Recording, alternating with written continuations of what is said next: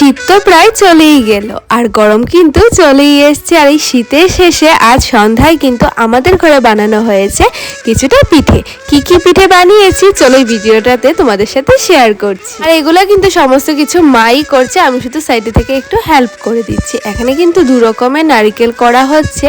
এটা তো করা হচ্ছে একদম দুটো দিয়ে, আরও কিন্তু কিছুটা নারিকেল এই যে কুড়িয়ে রাখা হয়েছে এটাকেও করা হবে। তো তারপর হচ্ছে এই নারিকেলটা করা হচ্ছে।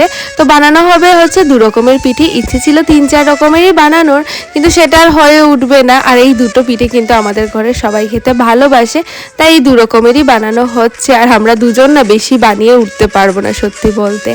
আর এদিকে দেখো কিছুটা পাটিসাপটা তো মা বানিয়েছে আর কিছুটা হচ্ছে আমি এখন বানাচ্ছি। তবে আমি তত ভালো কিন্তু পারি না, ওই কাজ চালানোর মতন আর কি, একটু একটু করে এখন শিখছি। আর এই যে আমি পাটিসাপটাগুলো বানিয়ে নিচ্ছি। আর তাছাড়াও কিন্তু বানানো হবে হচ্ছে সিদ্ধ পুল্লি। আর পাটিসাপটাটা কিন্তু বাবা খেতে খুব বেশি ভালোবাসে, আমিও ভালোবাসি, তবে তার থেকেও বেশি আমি সিদ্ধ পুল্লিটা ভালোবাসি। আর এখানে হচ্ছে সিদ্ধ পুল্লিটাকে ভাপে দেওয়ার জন্য আমি ডেগের মধ্যে একটা কাপড় বেঁধে নিলাম আর সিদ্ধ পুল্লিগুলাকে কিন্তু ভাপে দিয়েও দিলাম। এইদিকে তো সিদ্ধ পুল্লিগুলো ভাপে দিচ্ছিলাম আর অন্যদিকে কিন্তু মা এক এক করে অনেকগুলো সিদ্ধ পুল্লি বানিয়ে নিচ্ছিল। আর মা বেশ সুন্দর করে বানায়, তো এটা মাই করছিল। তবে আজকে কিন্তু শুধু আমরা খাবো না, আরও 2-3টে বাড়িতেও পিঠে দেওয়া বাকি আছে। আগে তো সবাইকে দিয়ে দেওয়া হয়েছে, তবে 2-3টে বাড়িতে এখনও বাকি রয়েছে, তো ওদের বাড়িতেও আজকে পিঠে দেব। শীতের শেষে পিঠে খাবে ওরাও আমাদের সাথে সাথে।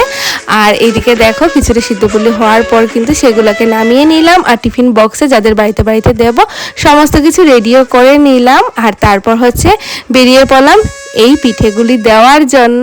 তো পিঠে টিঠে দিয়ে কিন্তু আমি আর ইয়ে চলে আসলাম হচ্ছে বাড়িতে। আর এসে দেখি মা আরও অনেক পিঠে বানাচ্ছে যেগুলো এখন আমরা খাবো। তো এই ছিল আজকের সন্ধ্যা।